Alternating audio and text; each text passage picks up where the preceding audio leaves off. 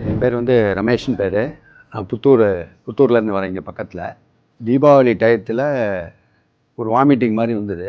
வேறு ஒரு குடல் டாக்டர்கிட்ட காமிச்சோடனே அவர் வந்து ஸ்கேன் எடுத்துகிட்டு வா, இது பண்ணணும் எல்லாம் சொன்னார். சொன்னதுக்கப்புறம் வந்து உனக்கு வந்து ஸ்ட்ரெஸ்ஸு இருக்குது, ஆசிட் ஃபார்ம் ஆகுது, அதனால் கார்டியாலஜிஸ்ட்டு ஃபிசிஷியனை பாரு அப்படின்ட்டாரு. ரெஃபர் பண்ணிட்டார் வேற ஒரு குடல் டாக்டரு.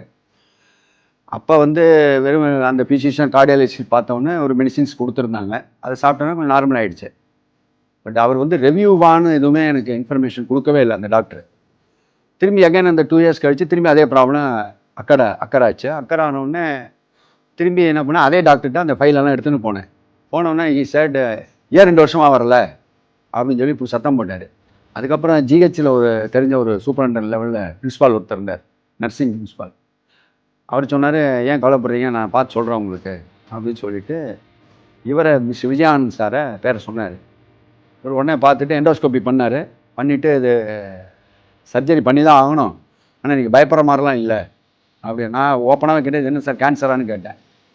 இதில் கேன்சர் கிடையாது, இது மேலே வந்து கட்டி வந்து ஆப்பிள் மாதிரி வழன்னு இருக்குது, ஸ்மூத்தாக இருக்குது. கேன்சர்னால் அவர் அதையும் எக்ஸ்பிளைன் பண்ணார். கேன்சர்னால் உங்களுக்கு வந்து இந்த காலிஃப்ளவரில் இருக்கிற மேலே ரஃப்னஸ் இருக்கும், இது கிடையாது. இது அதனால் ஒன்றும் பயப்படாதீங்க நீங்கள் அப்படின்னு சொல்லி ஒரு தைரியத்தை. அப்போ தான் நினச்சிருந்தா இவர் தான் நமக்கு தெய்வம். அப்புறம் நெக்ஸ்ட் டே வந்து ஒரு 10 days டைம் எடுத்துங்க, ரொம்ப தள்ளி போட்டுற வேண்டாம் நீங்கள்.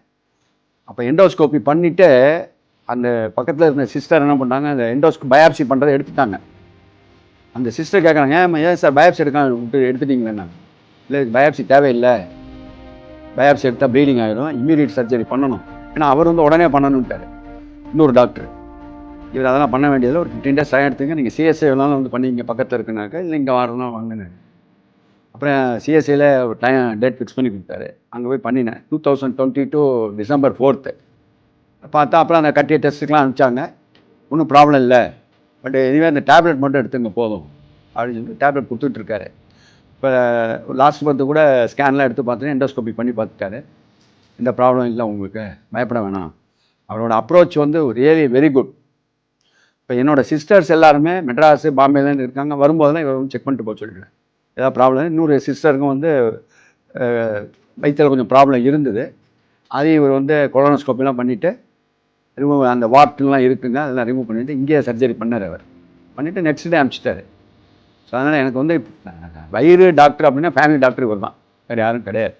ஸோ என்னோடய சிஸ்டரு எனக்கு தெரிஞ்சவங்க அந்த ஜிஹெச்சில் இருக்கும்பொழுது சிலவங்களுக்குலாம் சஜஸ்ட் பண்ணி ஒரு 5-6 பேர் இங்கே வந்து சர்ஜரி பண்ணிட்டு போயிட்டாங்க. எக்ஸலண்ட்டு. இவர் மாதிரிலாம் வராது. திருச்சிக்கு ஒரு வரப்பிரசாதம் இந்த டாக்டர்.